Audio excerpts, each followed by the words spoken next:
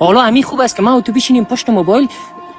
پف کنیم خوب است یا در عمل نشان بدیم میگه ګورې ښه ځوانه که چېرته خبره د پف او د خبرو ترمنځ یو توپیر ته وکړې ګوره دا یو ډېر ستر توهین ده چې ته یې کوې ته په دې نه خدا نکنه توهین نیست پف ویل اوس مثلا چی شته وایي زه درته د پف ویلو او د خبرو ترمنځ توپیر وکړم زه د یو افغانستان یو ځوان یم یو افغان ځوان یم راځم دلته د خپل ولس ته شعور ورکوم خپل ولس ته د حق او د باطل ترمنځ توپیر ورته وایم پف چی شته وایي چې پروت په فرانسه کې یم وایم چې نن مې په